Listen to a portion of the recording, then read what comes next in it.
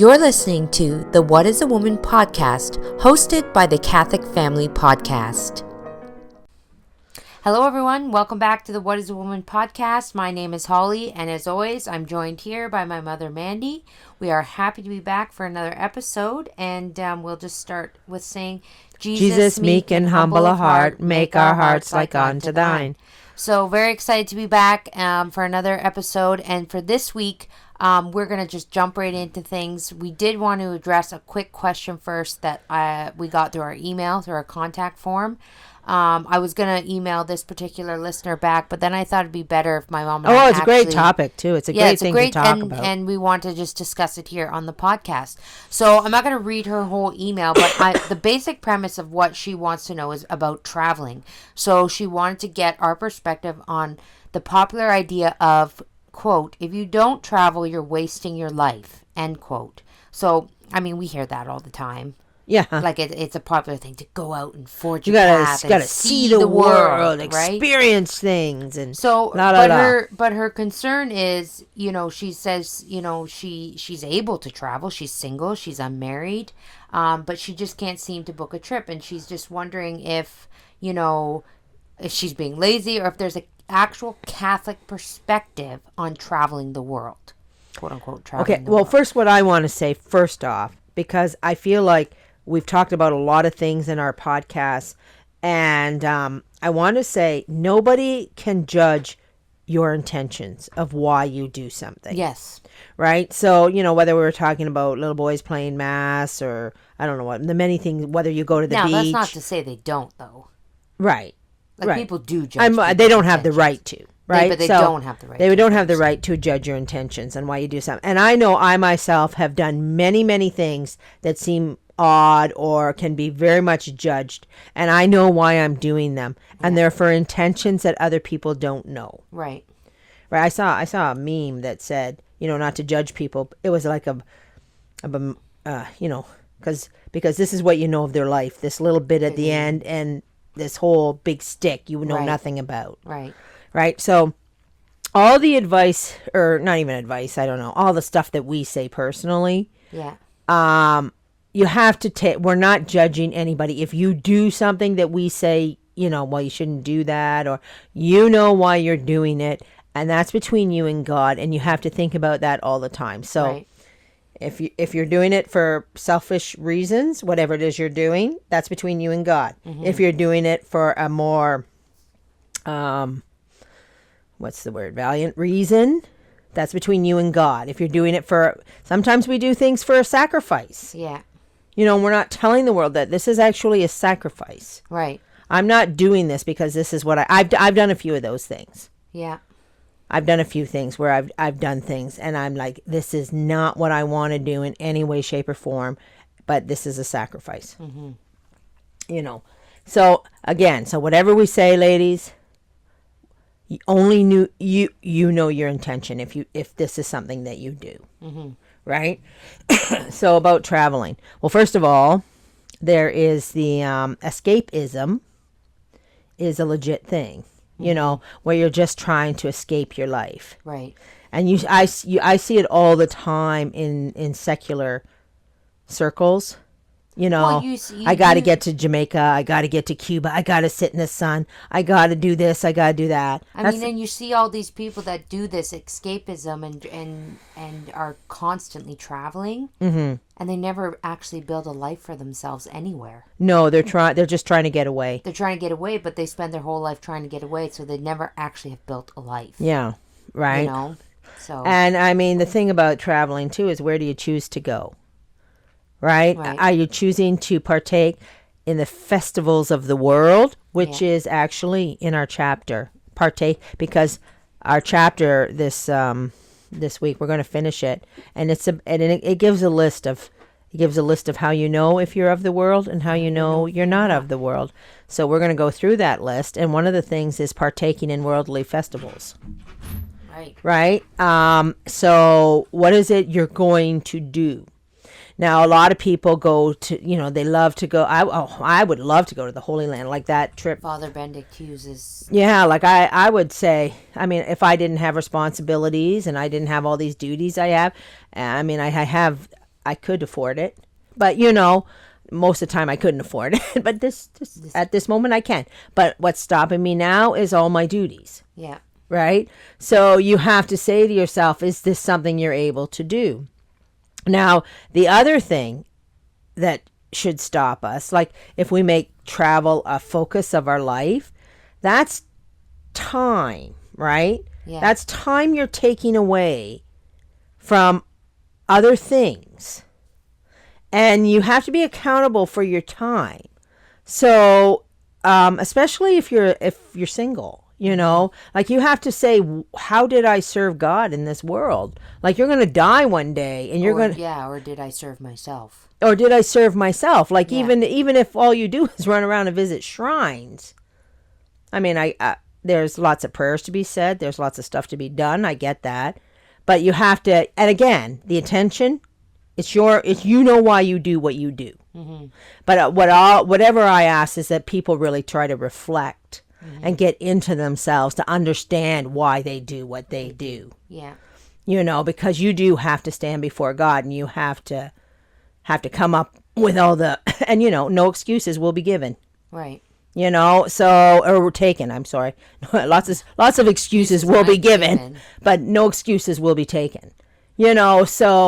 So how, our time on this earth is much better spent in reflection of how do I serve God while I'm here? Right.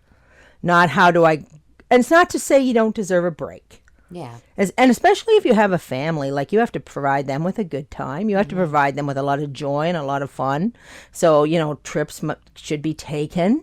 Yeah, and traveling doesn't mean like you have to pack up your whole family and go to Europe. Yeah. To a shrine. Well, we got a shrine here 4 hours away from us. Right. We've been several times. But what I'm saying is like traveling doesn't always have to mean these big, expensive trips. Right. That's not, you can do little things. Yeah. You can take your kids and pack them up and go drive 2 hours to a nice park and go have a picnic or something. Yeah, I know, but that's not travel. No, I know. But what I'm saying is there's very different levels of travel. Yeah. Right? Like there's, so people will think, well, I've never been to Europe. I've never traveled. Yeah. Well, we have, like you said, we have a martyr shrine 4 hours from our house. Right. To me, that's traveling. Yeah. That's going to see something and going to make good use of my time. Can I tell you? I'm going to tell you a little story about me and traveling. Oh, okay. Okay. I've done a lot of it. So, at 60 years, I'm not maybe the person, but I did a lot of it when I was doing things when my time was better spent elsewhere. You hear that rumbling? Sorry, guys. It's thunderstorm here. When my time is better spent elsewhere, right? And, and I'm talking, I remember we went to Omaha. That my mother and my father and I drove down from Canada to Omaha, and we were there for a little bit, and then we were going from Omaha up to Calgary in Canada, where my son was. Yeah. And so we decided that we'd take this side trip to see Mount Rushmore. Yeah. Okay. So anyway, and this was like an hour out of our way, and I don't know if it was an hour that way and then an hour back to get on the road to get to Canada, back to Calgary. But anyway, so we did this, and it was just me and my mom and dad, and my dad wasn't all that healthy at the time. We got to Mount Rushmore. We did all this. We got out of the car, and then you had to walk a certain ways to get up to where it actually was. And we got out of the car, and we went, yeah, don't care. And got back in the car and drove. Yeah, okay, we've seen it. We've done it. Let's move on. Yeah. We don't care enough to do all that walking to do this, right? So anyway, and I was just like, and then I had ran over in my head at 60 years old. This is quite a while ago, that I've seen so many things and gone to so many places that I have forgotten if I actually have legitly seen them in real life or I just saw them on the television. Right. Because these things happen when you get older. Yeah. Like you just mess things up. Like, yes, I saw the Eiffel Tower, or, Did you? Or was that a movie you were watching? Was that a movie? No, I did see the Eiffel Tower. But, anyway, these are the things, right? And then in old age, you reflect, like, who cares? Mm-hmm. Like, that's what that's what I reflect on. Like, I saw it on I mean, we're in the age of the internet and the television. Actually, we could go on Google Maps Yeah. right now, and there's things where you can, go down streets. Yeah. You don't actually have to be there. Street View or whatever, yeah. You can go down and travel through Google. You can. I mean, I don't recommend it. No. Well, you know what? And funny enough about travel, I just want to say this because interesting enough, I don't know if this happened because we've been talking about travel. This lady emailed me, and then, anyways, and I was looking up things about travel. I saw a YouTube short of Mount Everest, climbing Mount Everest. Right. Do you know that there's over 310 dead bodies on Mount Everest? Wow. People try to start the climb and they can't make it. Right. So I saw this YouTube short. These people are climbing Everest and the dead bodies are just falling down the mountain. Oh. So my point to all this is, why? Yeah. Like, doesn't that just seem so sad? What? Well, that you go up to Mount Everest and die? Yeah, like Because you want to climb it, I guess. Yeah. I mean, when you could, like, die for Christ. Right, like that's my point. Like it's like all Like, these there's a people million want ways to to climb Mount Everest, and then it's like, and they know. Like I feel like you have to know going into it, you may not make it. Yeah. Like if there's 310 dead bodies, I googled it. Yeah. Now you can fact check me if you want. I don't care. Yeah. But if you Google I'm sure there's a lot. Currently today, there's about 310 dead bodies on Mount Everest. Mm-hmm. Like, so when you think about travel, like... But that's really an activity. No, I know, but it's a travel of the world. Like, I climb Mount Everest, it's an accomplishment of the world. Yes. Right? And what we want to do, and remember, ladies, this is about becoming holy. It's about becoming a saint. Right. Sure, can a person climb Mount Everest? Sure, they can. Yeah. Like, I don't think you can. You can say, you can't do that. No, well, there's 6,833 people that have done it. Wow. So I mean, it can be done, but I just found that when we were thinking about travel, and it's like, well, and there are people that will take you up Mount Everest, Sherpas or whatever they're called, the tour guides and stuff. But I just think, when we're thinking about travel, for me personally, and I think about it, and I just think there are many places I would love to go. Right. I would love to go see St. Rita's body. Yeah. In Cascais, I can't say that word. Yeah, that Italy. word. But in Italy. Do you know her body was never buried? Yeah. They never buried her. Her body is in the cathedral. Yeah. And I would love to go see that. Right. I would love to say a prayer at St. Rita's body. Mm-hmm. So I mean, I do think, I'm of the mind that if you're single and you can afford it and you can do these things, I would do them. Yeah. I would do them in a heartbeat. I know. I would do them too, except for you have to put them in balance. Well, yes, I know. You can't make that your life, because you have to go to the pearly gates and you have to say, how did you serve me and my people? Right. So, but then again, that could also go back to people's intentions. Right. Like if you're traveling around Europe and you're saying prayers at every shrine you go to, and you're praying for this person and that person, and you're praying and you're doing all this, and you're spending hours on your knees in front of the body of Saint Rita. Right. Who's to judge that? God.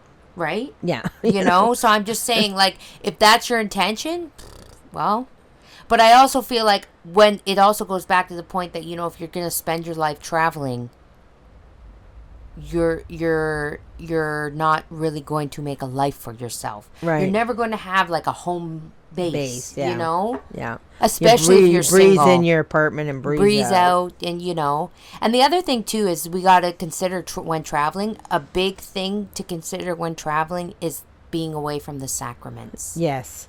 That's another element there, right, that I think gets missed a lot. Is that when you're traveling, where are you getting your sacraments from? Right. I mean, if you're traveling around to parish and you're mapping it out and you can get your sacraments in. I never understood it this is so bad, but when I was a kid, I had the mentality that, you're on vacation. Yeah. You'll go to church when you come back. We'll go to church when we come back. Right. But then as I got older, I was like, no, you should never travel if you're going to miss Mass on Sunday. Right. There's no excuse to miss Mass on Sunday. No, we make a practice of travel cannot have missing Mass involved. Right. So you have to leave, after Mass, but you cannot leave before Mass, and you have to get back in time for your next Mass. Yes. Right. So, or you have to be somewhere where there is a Mass. Yes. So these things we always took into consideration. I mean, I maybe 2 or 3 times in my whole life I have been legitly somewhere out of my control that did not allow me to be at a Mass, but it's very, very minimal. Like I know, because I'm just saying that has to be a consideration. Right. Mass has to come before travel. It has to. Oh, absolutely. It has to. So, so this Holy Land trip with Father Benedict Hughes. Mass every day. You don't got to worry about that because you're going with Father Benedict Hughes. You know what I mean? I would love to go on that trip, but unfortunately, for my family and I to go, I tallied it up. It would be like $13,000 US. Yeah, and you have to justify spending that. That's because there's 4 of us, right? Yeah. So it's just you just can't, right? So you just have to be realistic, and you have to mark down what your intentions are, and leave that between you and God, I guess. And live the life God wants you to live. Yeah. That's right. I hope that's and helpful. Stop escapism. Yes, it's the escapism. Yeah. So. Anyway, let's get into into dive this. Into our book? Yeah. All right, so we'll just continue on here with this chapter. So, quote, "The throne of God is in the heart of the virtuous man. What appears outwardly should be merely a reflection of the light within.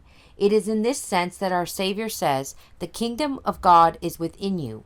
In this sense also we may add, 'The reign of the world is within you.'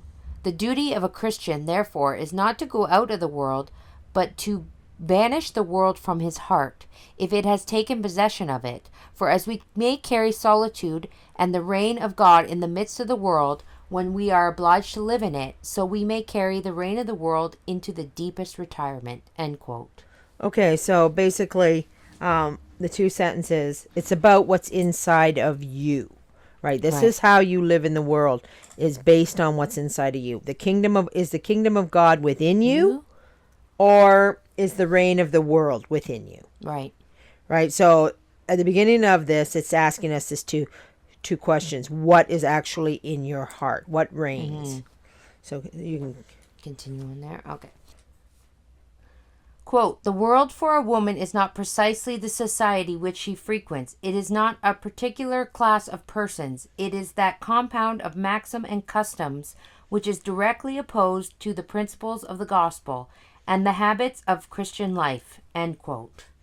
All right. So it's talking about, again, what exactly the world means. And the world, when we say the world, what we're saying is the compounds and the maxims which oppose the Gospels. So anything that opposes the Gospels is of the world, right? So now this is where we clearly can see in our world that 99.99999% of all music opposes the Gospels. Right? 100%. Mm-hmm. You can barely find a song that does not oppose the Gospels. Right? Like, I mean, we used to play, I think I mentioned it before, we used to play Spot the Antichrist. Yeah. We'd put a song on and say, okay, where is that opposed to the Gospels? Yeah. Right? The song. And I mean, and we were talking the other day that we need to start an actual playlist of songs that don't oppose the Gospels. And well, you shared one yesterday. Yeah, I said Daddy's Hands by Holly Dunn. Yeah. Beautiful song. Yeah. Doesn't oppose, it's about a dad and how he loves you in his correction. It's a country song. Like there are some, but for the most part. I've been trying to think of them because... well, even my daughter and I were listening to the Dixie Chicks. She wanted to hear the song. Anyways. And then I was like, you know what? There was a song that I used to love to listen to when I was a teenager by the Dixie Chicks, and it was called Wide Open Spaces. Yeah. And this is how the music tricks you, okay? Yeah. So I was a teenager. I'm going to say 15, 14, 15, listening to this song, and I loved it. This song is all about a girl leaving her parents, going out, and that ever popular forging her own path, which I hate. I hate that. Yeah. And you know, she's got to learn to make her own mistakes. Not her own mistakes, her big mistakes. Her big mistakes. Sorry, yes, that was the lyric. Yeah, because you were reading it. You were reading it to me. She's got to learn to make her big mistakes. She needs wide open spaces. So basically, she needs lots of room away from her parents to make her big mistakes. Okay. Why are we celebrating that? Like that's something wonderful. Yeah, exactly. That's horrible. That's opposed to the Gospels, right? Like so that horrible song. That song is of the world. So, you know, I said, I was trying to think of one, and I've came up with 3 so far. Okay, but I just want to say one thing on that. That's why you have to be so careful, and you have to really listen to the lyrics of what you're listening to, because that's how I feel like that's how the devil gets you more so than anything, because you're listening to that song. It's got a nice, calm melody. Oh, it's very calm. It's very soothing. It's very country. It's very... And, you know, I was telling my mom, I said, you know, some of the country songs are the worst. Yeah. Because it's not so blatant and in your face. But then you're sitting there and you're singing this, and you're like thinking you're listening to a quote-unquote good song just because they're not talking about impure or immodest or... provocative things, but it's really a horrible song. Yeah, I was going through in my mind, like back in the day when you guys were younger, and all, because I was younger. Yeah. And all the country music that we used to listen to. It's awful. It's all awful. It's all awful. It's all about, you know, sex and who's doing what with who, and you know, and it's awful. And they're just awful. Like it's opposed to the Gospels. It's 100%. All that stuff is 100% opposed to the Gospels. So it's the maxims of the world. The 2 songs we are gonna start a playlist because unfortunately, like you have a 14-year-old daughter, and she wanted to listen to the Dixie Chicks. She did, and it almost got me for a minute. And I was like, oh, yeah. I thought, you know, Dixie Chicks, the country, old country. Yeah. I listened to it when I was a kid. I was like, no, whoa, wait a minute. You know, and you got to be able to point this out to your girls. And I did, so I pointed out to her. This is the maxims of the world, what we're listening to right now, because it's opposed to the Gospels. Yeah. Yeah. Right? What it's saying in there goes against Jesus Christ. Yeah. And the other song that I thought of was Dolly Parton's Coat of Many Colors. Yes. That's a nice one. Is that what it's called? Yeah. Yeah. Her mom is sewing her a little coat. Yeah. You know, I find the ones that are just a nice little family history or something. Yeah. You know, like to be nice. But we're going to make a little list. Dolly Parton I don't support in any way, shape, or form, just in case anybody's interested. This was old Dolly Parton. Yeah, really old. All right. So we'll continue on here. Quote. It is that frivolity of mind and heart, that idleness of life, which makes one waste to no purpose the noblest faculties of the soul and the most generous instincts of nature. End quote. That's 7. Yeah, okay. When we adapt the entertainments of the world, we adapt the frivolous attitudes. Right? Did it say that? Frivolous attitude? The frivolity of mind, yeah. Yeah. And heart. And heart, right? So the idea is we have to conform the heart. Mm-hmm. That's what we have to do. To live in this world, we have to conform the heart to the Gospels, so that we don't want to tap our foot to, you know, whatever is going on. I'm kidding. Well, and I'm going to tell you, like, just music is the perfect example, because music is so addicting. It is very addicting. You know, I went through a stage in my life where I couldn't do... This is a long time ago, but I couldn't do anything without music. Right. I couldn't clean the house without music. I couldn't drive without music. I had to have music. If I was working outside, I had to have music. Yeah. There's no calm, there's no peace of soul when you constantly have to have music. And again, you're listening to, you know, and practically 100% of things that are going to contrary to the Gospels. Right. So if you're listening to things that are practically 100% contrary to the Gospels, and you're doing that on the daily, all day long, and then you go to church and you get your 20-minute sermon from Father, and that's your idea of your input into the Gospels, you're not even listening. you're not listening. Yeah. You've toned it out, and you don't actually relate to anything he's saying. Because, I mean, literally, you've been brainwashed by the world. Right. Like, and you have to think, I cannot, I would love to go on a crusade about how evil music is, because I just really hate it. I really do. And, you have to think to yourself, what you're listening to is what you're putting into your head. Yeah. You're not just listening to music. Yeah. You are putting those lyrics and those words into your head. You're constantly filling your mind. Yeah. And you may think that you're just tapping your foot to the beat, but it really is a serious, serious problem. Mm-hmm, mm-hmm. And it affects people greatly. Huge. Greatly affects people. Yeah. All right, so we'll continue on here. Quote, "A woman is of the world when neglecting her interior dispositions and the acquirement of the graces and virtues which should adorn her soul. She is occupied exclusively with the thought of decorating her person, which should have but a secondary part in her esteem." End quote. Okay. So, so the reign of Satan was developed to destroy the soul, right? Yeah. And in a Christian world, like when we think about that, this book was written in the 1800s. The world was very Christian, right? Yeah. And like I said, those books that I had, everything, a poem, the music, everything was made, even if it was Protestant, not to offend God. Right. Right? Well, we live in this antichrist society where everything is made for that exact purpose. It's like purpose. Everything is made to offend God. Everything is made to wipe out the Gospels. Yeah. So we have to say to ourselves, like how can we live in a world where there's absolutely nothing right that is set upon the Gospels or right. pleasing God? The book, we're just going to go right now into the book is now going to list exactly how you're of the world, right? It's going to start, what's it, the first line? It says a woman of the world. What's it say? She belongs to the world. She belongs to the world when? Okay.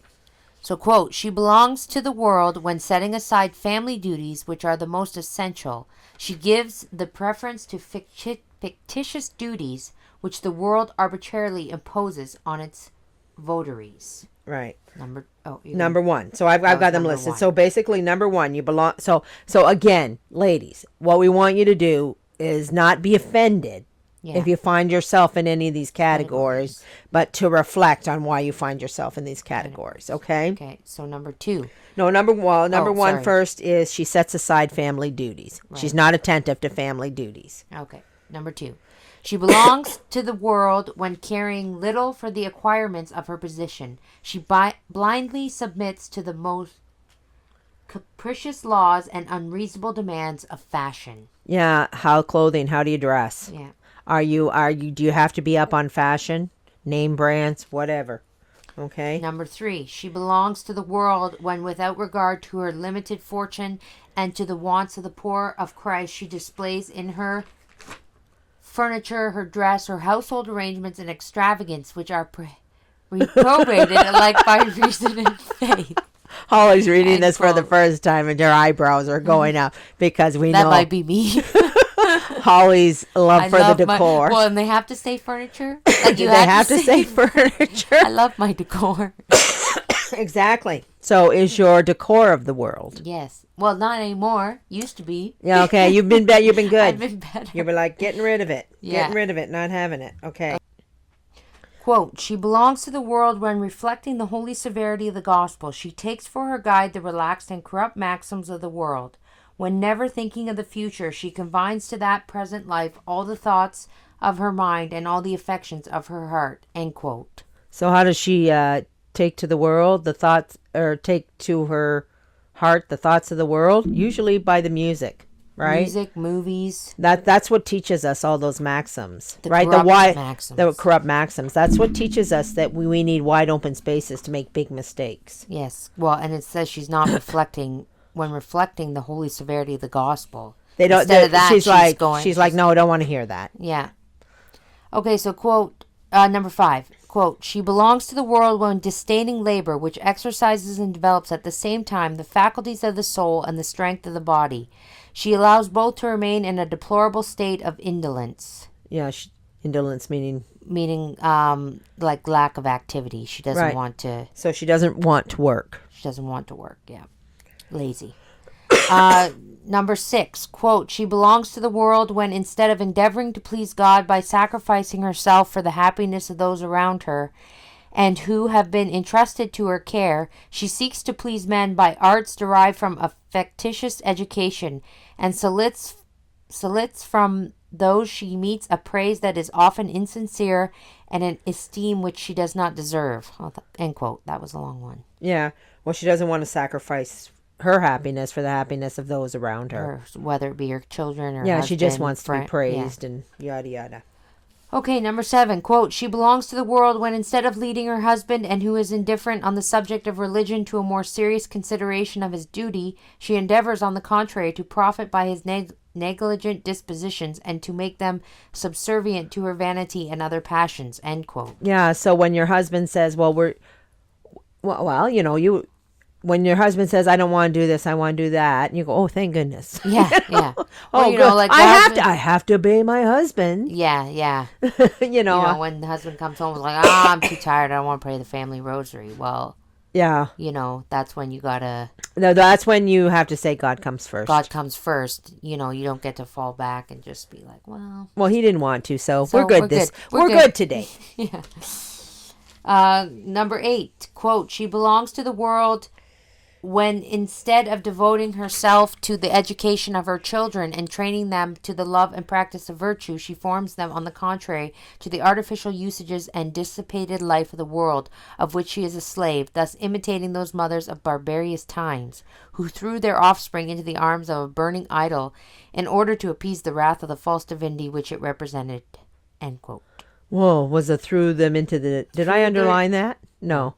She threw her offspring into the arms of a burning idol. That's what I call television. Yeah. Or the internet. Well, yeah, really, when you just plunk your kids down in front of the TV, you're throwing your kids into the burning idol. Was it? The offspring of the burning, into the arms of throwing your offspring into the arms of the burning idol. Of the burning idol. So she belongs to the world when she doesn't educate her children properly.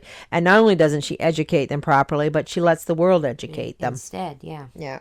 Quote 9, she belongs to the world when she loves its ways and its humiliating bondage, when she is immoderately fond of its festivities and pleasures, when she approves what it approves and condemns what it condemns, when she judges as it judges, thinks and feels in unison with it, when she lives of its life and receives all its influences as a plant which draws its sap from the earth in which it is rooted, end quote.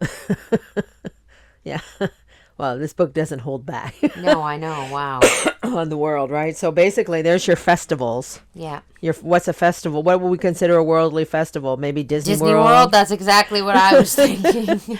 Disney World, or like when we were talking about the beaches. Yeah. What goes on at Port Stanley or Long Point, or not Long Point, but the other beach that we have here, or Miami Beach, a rock concert. Yeah. All these things are. I'm sure there are some festivals out there that are not worldly. Yeah. I don't know of any particular. But I think festival too is also just a very broad word. It's a very broad word. But I mean, this book is written in 1800s. No, I know, but it's funny though that language can still apply to today. Yeah, they're taught what would have been a festival in the 1800s. When that circus. I don't even know the circus. Don't even know. The circus wasn't really a thing. Like Barnum and Bailey made a circus a thing, and that was in the 20s, the 30s. I don't know. Yeah. And we have amusement parks. We have all this stuff in the world for our amusement. Yeah.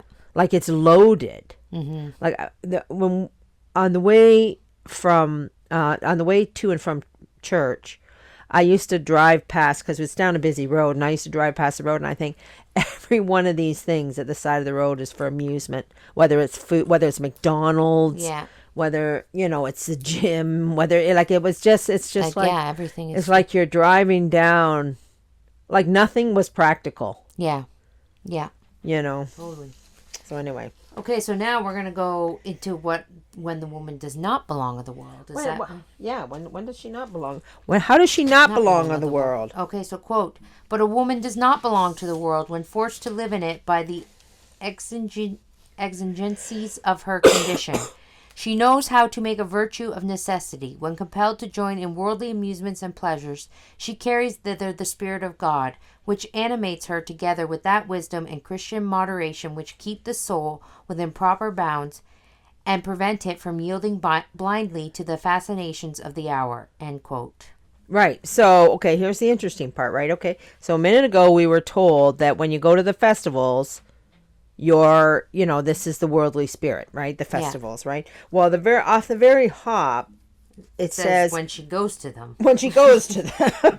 So she makes virtue of necessity, right? She turns necessity into virtue. And I know I particularly had to do that once, and I did it totally out of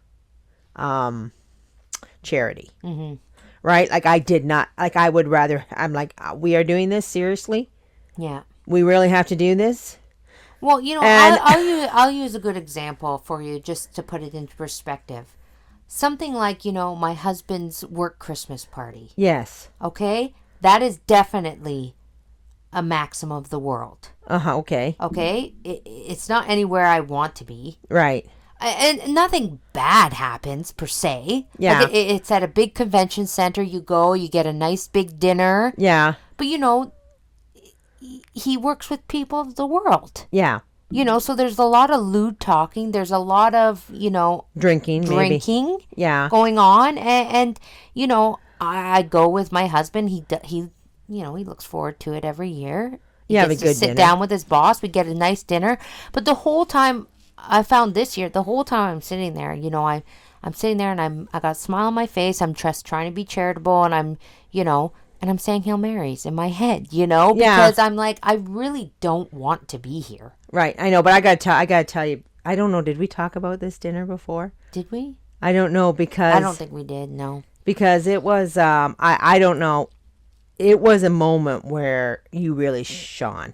Yes, that is true. Yeah. It was a moment, you won't want to talk about it, but I can talk about it. You can talk about it. I won't talk about it. Because you looked like I was Queen of England for another, I don't even know what you would compare it to, going in there. Because you got to remember, okay, we're going into the maxims of the world. How do you think these women were dressed? Oh, awful. Awful.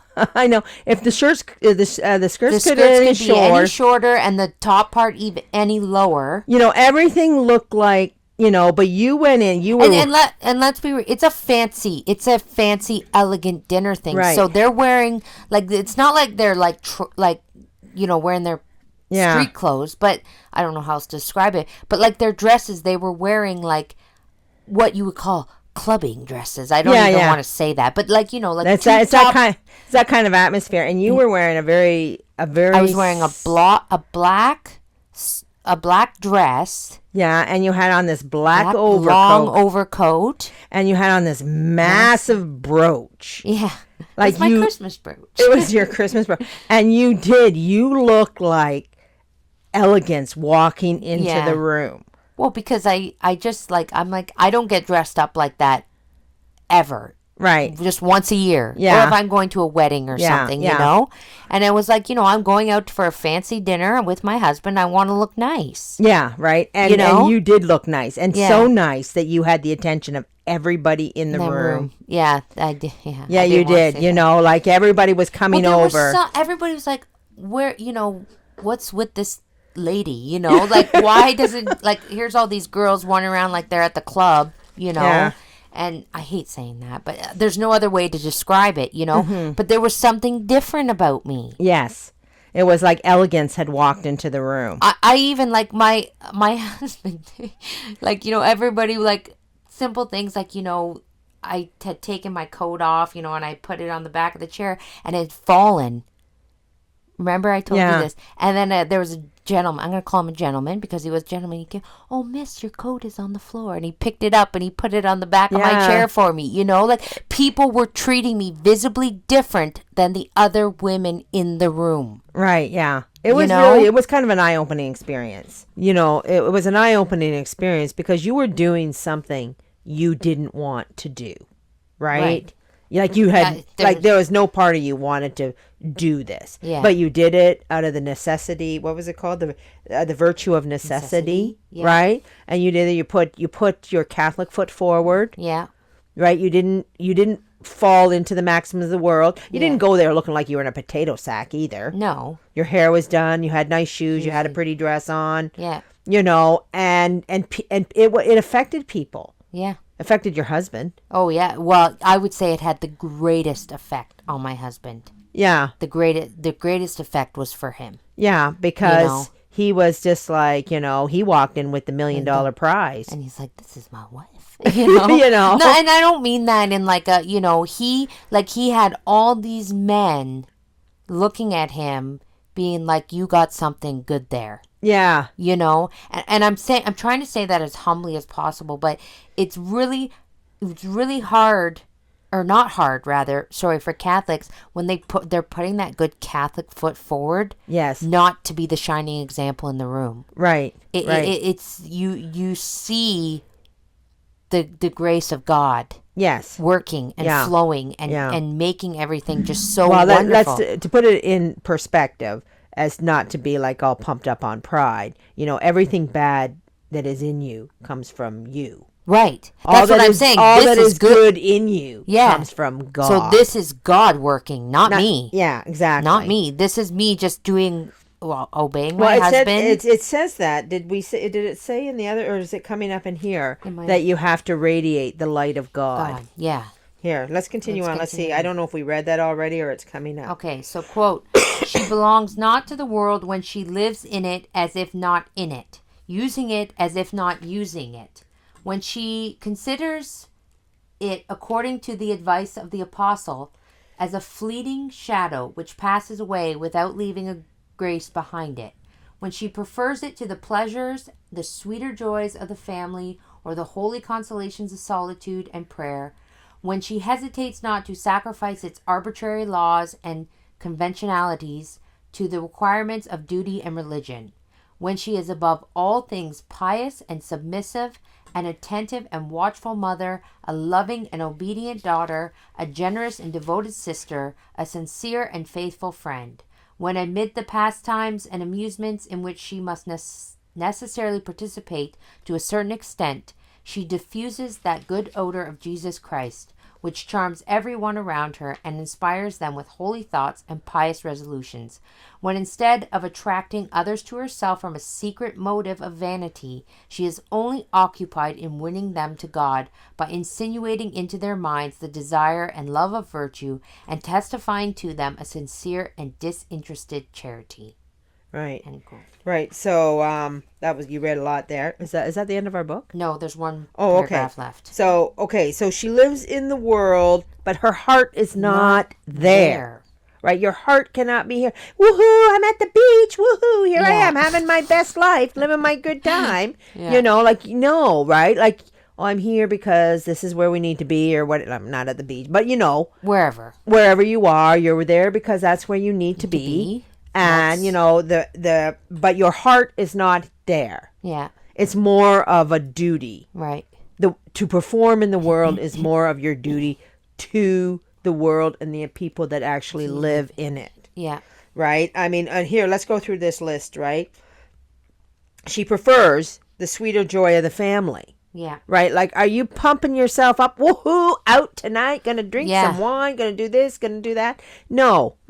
I would much rather be at home with my children, playing a board game or playing something. a board, doing me, you know, at home. But I have to do this. Yeah. Right? So you know, it's where your heart is. What do you love? Mm-hmm. Right?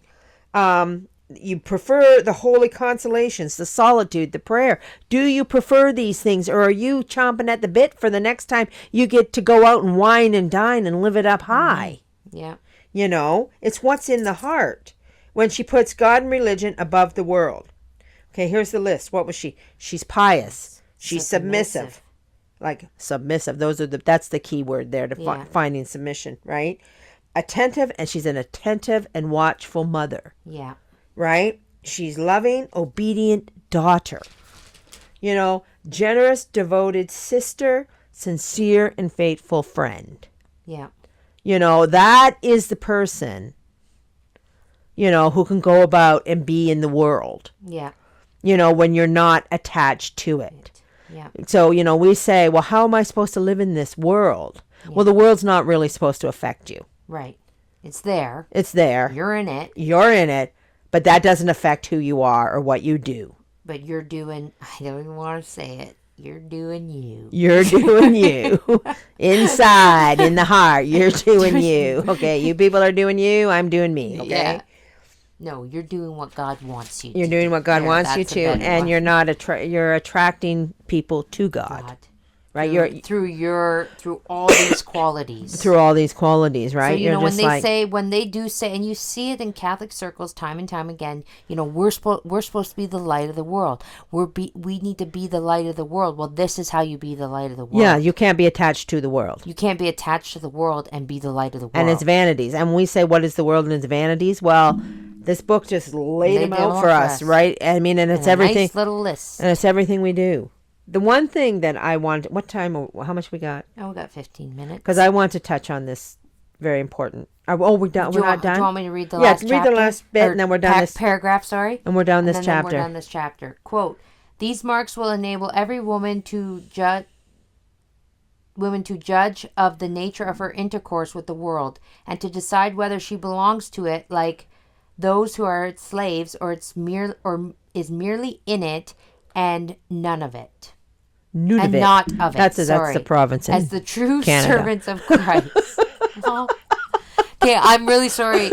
This last chapter in this book, you know what I find most frustrating about this podcast? I'm just going to air a little grievance here right now. The man who made, the kind gentleman who was so kind to make us these books. Yeah. I'm not, like, God bless him. He retyped the whole book for us. Yeah. So it's actually readable, okay? And my mom still insists on using the first copy where the ink is all smudged. That's because we've wrecked this book. I don't want to wreck another book. Because my mom writes in it, right? So I'm sorry. That last reading of that last paragraph was atrocious. So I apologize. But sum it up, Mom. Okay. So I'm going to sum it up by going over one more time what makes us in the world, right? I don't know. I feel like we should write them out and put them somewhere just so she belongs to the world. When she neglects her family duties. When she cares unreasonably about fashion. When she cares too much about her household and her decor and her arrangements. When she doesn't want to work. When she doesn't sacrifice for the happiness of those around her. When she doesn't lead her husband to religion but prefers to follow him into, neglect. When she doesn't devote herself to the education of her children. When she loves the ways of the world, the festivities and the parties and, yada, yada, yada. When she adapts the entertainments of the... Okay, no, I missed... Sorry, guys. There's a page right there. Oh, is this my papers? Okay, here. When she doesn't educate her children, when she loves the festivals of the world, and when she approves of what the world approves, and she condemns what the world condemns. That is how a woman is of the world. And when she does not belong to the world, she, in particular, the virtue of necessity, carries herself with the Spirit of God. She is there, but her heart is not there. She lives in it as if she were not in it. When she prefers the sweeter joys of the family, the consolations of solitude and prayer. When she puts God and religion above the world. She is pious. She is submissive. She is attentive and watchful mother. A loving, obedient daughter. A generous and devoted sister. Sincere and faithful friend. And you know what? When you think of when you think of all female saints. Yeah. That's them in a nutshell. Right. That list right there. Right there. That's exactly who they are. That is every female saint. You think of all the female saints. look at Saint Margaret Mary, Right. the Sacred Heart. You know, Yeah. Lord, what did it say? Obedient, generous daughter. Yeah. Like you can take that list and you can apply it to Everybody. every All the female saints. saint. All the saints. All the male saints too. Well, I mean, no, I know, Yeah. but when we're specifically talking about women, like Yeah. And I'm going to speak as somebody who has enjoyed many of the maxims of the world. I've Yeah. been in it up to my eyeballs and then some. yeah, And I have loved, I have loved the festivals. yeah. I'm saying yep because I was right there with you. I have loved the festivals. I have enjoyed loved many maxims of the world. I have unfortunately. I have enjoyed the maxims of the world till they made me sick in the face. Yeah. And I am now, thankfully, of over 30 years of curbing them, and I'm not going to say that it wasn't easy. Yeah. There was no part of that was easy. Yeah. To be a person who does not like the maxims of the world, to be the person who's like, can we shut that noise off? Yeah. It's giving me a headache. The radio, Yeah. the musics, the entertainments, all this stuff, to turn away from it required the conforming the heart. Mm-hmm. Like, I mean, we've said it before, even like the changing of the fashion, the wearing more skirts, less worldly clothes, no brand names, all this stuff, right? You know what's funny? I was thinking about this the other day because this came up the other day in conversation with somebody, but we were talking about, and you want to talk about the maxim of the world, and this would be a good exercise, I think, if you want to just try and like dip your toe, be in the world, but not of the world. Yeah. Go to a buffet and practice restraint with your food. Because really, I'm being serious. When you think about it, a buffet is a maxim of the world. Yeah. It is gluttony at its finest. Right. Come on, we've all been to a buffet. Oh, have we? And you see people walking back with their plates just loaded. Yeah. And then they go up again. And then they come back. And then they go up again. And it's like, and I was thinking about the other day, and I was like, because this particular person, we were talking and we were thinking about buffet, and I was like, yeah, it really is actually very sinful. Oh, it's gluttony at its peak. It's gluttony at its peak. Yeah. So the only I thing think, that would make it even worse, there's a movie out there where they were showing, it was a futuristic movie, and they took a pill. Yeah. To make them be able to eat more. I don't know if the pill made them go be sick or what. I don't know. Yeah, it just said, they just said, here's eat your this, pill. here's So your here's pill, your so you pill, can so just keep eating. So you can keep eating.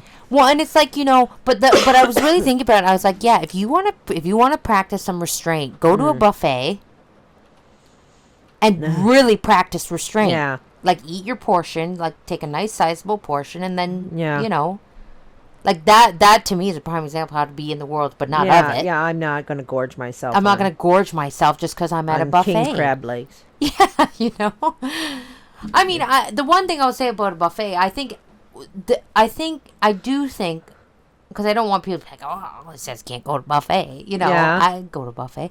I think it's a great place to take, if you can practice restraint, for families to go. I mean, maybe back in the day, maybe not even now, because I think they're ridiculously expensive. But everything's expensive. I mean, that's the good thing about the maxims of the world. They're going to bite us in the face. Too much money. We can't afford them. It's going to become out of our. That's kind of like Satan gives it all and then he takes it away. I was just saying before, though, you could take like if you had a bunch of little kids, yeah, you could go to a buffet because it's like cheaper. And then your little kids eat. Sometimes they eat for free. Sometimes they eat for free, so you could go out with your family and reasons. have a nice We don't dinner. judge. No, I'm not, because I go to a buffet. I'm just saying, if you wanted to try to put this into practice, I think a buffet would be a good place to start. Right. The one thing since we're talking, the one thing I want to talk about, and I don't know if we have. Hopefully, we have time for this, but I am going to talk about it. Is the children in the world, because I know it's a very big issue right now. Unfortunately, because we live in a society that is very polarized, and and Catholics are all on their different level of spiritual, right? Yeah, it's a ladder. It's a ladder, and some are higher up the ladder than others, right? But what happens, and all the well, we're getting one here, a school, right? So all the, and they're trying to get good Catholic education out to everybody. They're trying to get people to save their souls. They're trying to get, help the Catholic families, help their children with good Catholic education. And all that is really good and really helpful. But what I've noticed is what happens in the schools is the secular and the religious does not mix. No. Right? So you as an adult can step away from it. Yeah. But the children have a hard time. So, and I'm only saying this because if you're raising your children to be not of the world, to be not secular, right? They're going to take a lot of abuse and a lot of, it just, and I hate to say this, but the darkness does not comprehend the light. And we live in a society that, that is polarized because the world is actually antichrist. It's not Christian. So if the children are around children that are being pumped with all this other influence and some children are not pumped with the influence, those that are pumped with the influence will not tolerate the children who are not pumped with the influence. Yeah. And I mean, it's a very sad situation, but what I want to encourage parents to do is to prepare their kids for this. Right. And not take them away from the world, not take them away from, what they consider to be bad influence or what they consider, and I'm using the term bad influence very, very lightly because we're talking about fellow Catholics, right? Yeah. Right. But other children who have more secular influence, it does show up. Yeah. Especially. I mean, it's a reality. And it's a reality. This is not said to be harsh or to be judgmental, but it is a reality. There's so many mixed families and people of influence with other people's children in situations. Like, you know what I mean? Yeah. Like, there's a lot of mixed families out there today. So, I mean, what I because I've been given this a lot of thought, those who have secular influence will not take the ones that don't. Right. So they won't be friendly and there's a lot of clashing going on and a lot of uncharitableness and a lot of fighting amongst the children, especially when you get into these school situations. So I encourage, first of all, I encourage the women to, get the secular out of your life. Just get it out of your life, right? But B, if you have children that are not exposed to the secular, encourage them and teach them that they are going to come in contact with people who are, and children that are Catholic, that are exposed to the secular and they have different attitudes. And if you teach them at a very young age to form their heart against that, to not be cruel, to practice charity, and to learn to ignore it. Because it's going to be a tough life to get through. Well, and the younger you teach them, and okay, we're not talking about like going out and teaching them all this. Yeah. But what we're saying is I'm not going to say what I'm saying, but what I'm saying is the younger you teach them how to deal in these types of situations, the older they get, they will have the courage and they will have the background of their faith and the security to not fall prey to this. Yes, to stand on their own. Because the thing is, this is not meant to be rude or judgmental, but you see it time and time again of,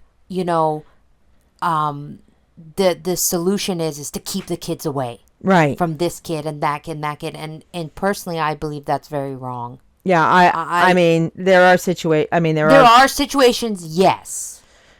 But you have to. But you also have to teach charity. You have to teach charity, and the biggest charity thing has to come first. The charity has to come first, and we're living in an age where charity has gone cold.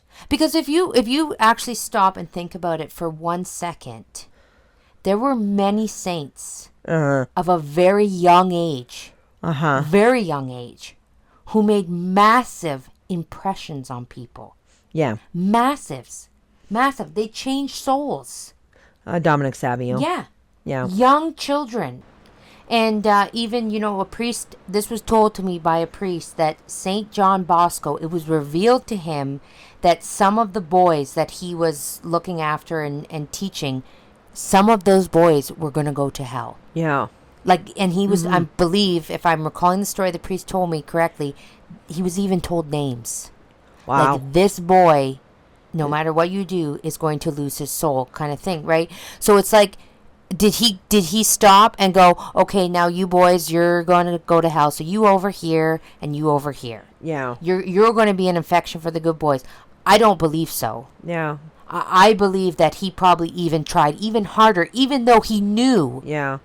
Like, that would be devastating to a person. Well, it is God who separates the shaft and the wheat. Yes, God separates, not us. At the end. At the end, Not us. So and that applies to children too. Yeah, so that, that's just something very profound to think of, that if a saint can do that, Yeah. you have to teach the wheat how to live amongst the shafts. Yes, exactly. So there you go. And if you don't start at a young age, yeah, how are they going to learn? How are they going to learn? Yeah. So, like everybody else in the Catholic culture and in the Catholic world, we've had our own struggles and our own problems with the kids, and we've been playing back and forth what to do, how to approach this, what to do with these kids, how does this work? Like, how do we do this, right? And we've, from talking to other moms and what they're doing, and how they're dealing with the social issues, we've decided going forward, and when I say we, I use the term loosely because I'm only the grandmother. I'm not the mother. I don't really make the decisions. Yeah, but I do value your input. We decided going forward that we're not going to care about bad influence on our children. Right. We're not. We're going to focus on our children. Because I think we've said it many times, there is always going to be a bad influence. Look around you. The devil owns this world. The devil owns this world. The book says that. The book said that back in 1888. Yeah. So you have to teach your children to rise above the bad influence. The bad influence, and not it's not, this is not meant to be taken. We don't take bad influence flippant or lightly. Right. Like, that's not what we're saying at all. At all. Like, you do still have to be on your guard. You do still have to be present and aware of what's going on, so you can combat what's going on. Right. But you have to, where I think a lot of things get missed is that the first instinct is to just say, bad influence, pump the brakes, whoa, everybody retreat. Yeah. So it's just like, I have decided for myself that the time has come where I need to teach my children to combat the bad influence. And I'm sad that I didn't think of this earlier, because I already have a 14-year-old. Right. I'm sad that I didn't think, I should have been doing this 10 years ago. Right. So, but, it's never too late to... It's never too late. So... The 11th hour has not arrived. Yeah. So anyway. Because when I think about it, when I think of my children, I want them to be those saints. Right. That's what we want. I want them to be like these saints who were able to be around kids that were not of a great influence, or not of, and they changed their lives. Right. So as Catholics, if we say be the light, well, you can't be the light in a perfect circumstance. Right. There is no perfect circumstance. No, there isn't. And if you're going to pull your kids back and you're going to keep them in a bubble, and you're going to say, no, we don't go there, we don't do this, we don't talk to these people, you're teaching them uncharitableness. Right. And you're teaching them not to be the light. Right. And then you're teaching them that if not every circumstance is perfect, then that's not for them. Then that's not for them. That's exactly what you're teaching. And so then as they grow, they will not be able to thrive and shine. Yeah. In a situation that's not perfectly Catholic. Right. And honestly, the perfect Catholic situation is very few and far between. Yeah. We're living in very scary, very tumultuous times. Right. And this is where we're called to great sanctity too. Right. Right? I mean, when you consider where these great saints are going to come from, Yeah. it's going to be the ability to do this. Yeah. The ability to go into a situation and be the light of Christ. And come out Yeah. changing souls and saving lives. Yeah.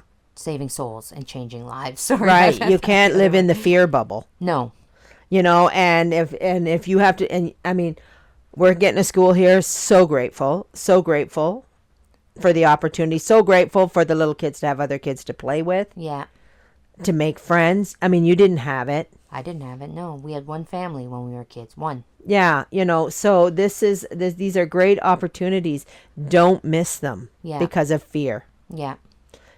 Count on your prayers, count on your sacrifices, like count on that every day you're praying for their hearts to be formed for good, so that they have the power to, and when I say stand up, I don't mean they become the bullies on the play yard. No. I mean they just like, I'm here, you know, but you're not being influenced. Yeah. And I mean, the other thing too is we forget, well, I forget, I don't want to speak for everybody else, but you know, the thing I've really realized in the last little while is how powerful it is to go to a saint. Yeah. Like, you know, if you're worried about your kids, if you're worried about them not being able to stand up, and go to a saint. Mm-hmm. Take it to a saint and pray for them and sacrifice and say, you know what, Saint Dominic Savio, please help my son to be strong like you were. Yeah. Saint Tarcisius, help my son to be strong like you were. Saint Maria Goretti, help my daughter to be strong like you were. Right. You know, like we have to remember that these people were alive and they did this. And you see, and if these children are, you know, 7, 8, 9, 12, whatever, 13, whatever they are, eventually they're 20. Yes. And eventually they decide where they're going and what they're doing. Right. You know, so you have to get them at the young age that their heart is truly turned away. Not, you know, and sometimes you see it, like I see it in children. I look at children, I say that child is a little too in love with their older secular cousin. Right. You know, and they're looking at this or they're looking at that, and they're waiting for their opportunity. Yeah. Right? So I mean, now is the time you get down on your knees and you start well, and I'm going to say that what you do at home always has a more greater effect. Yes. I believe anyways. You know, 100%. Than 6 hours on a schoolyard. Yes. You have to build the foundation at home. If you build the proper foundation at home and you give them the strength at home, they will take that to the schoolyard. Yeah. I mean, I think we do have to have a little bit of faith in our children. That if we're teaching them right and we're praying and we're sacrificing, we're doing all this work. And we're putting the work in for ourselves to be not secular. Yeah. Your children are going to pick up, like you're your children's model. Right. They're your mini-me. Like so if you're not doing it. And the other thing, and I have stated it before, right? When your children grow up, it's your errors they expose, not the kids on the schoolyard. Yeah. It's your errors. Yep, I've had a few of mine shoved in my face. Yeah, no, I've had a lot. you know, I have 4 grown children. Your children will humble you. They're all in the faith, Deo gratias. Yeah. But I had many years of being exposed to my own errors. Yes. I was not exposed to the errors of the children. Yeah. Like I was not exposed to the errors of your peers. Yes. I was exposed to my errors. Yeah. You know, I wasn't exposed to the errors of even your father. Yeah. I was exposed to my errors. Yeah. So we have to keep that in mind, ladies, right? Especially with the children. They will expose your errors. Mm-hmm. They will not expose, they will not, their friends, who they're picking to be friends with or whatever is a reflection on you. Yeah. So I guess to wind this podcast up, I guess we're going to say is, get yourself out of the world. Yeah. Get yourself out of it. Get yourself out of the maxims of the world and, be that loving daughter, obedient, submissive, pious, be all the things, because God's grace is greatest thing of all anyway. It overcomes everything. Yeah. It does. And if we don't have confidence in that, then we're not off to a good start. Yeah, we need that confidence. We need it, yeah. We just need it. You need to have it, and you need to say, when you're second guessing everything, and you're like, where's my confidence? Yeah. Where's my confidence in God? Yeah. Anyway. All right. So then, and we finished off chapter 12. So we're just ticking along here. Next chapter is love of dress. Oh, love of dress. So I guess we're going into like the next chapters are going to explain some things a little more in depth, I guess. Yeah. Love of dress. Wow. Okay. All right. So we'll be back next week. Until then, everybody have a very blessed week. May our Lord bless you and Our Lady guide you. And as always, Saint Teresa, pray for us.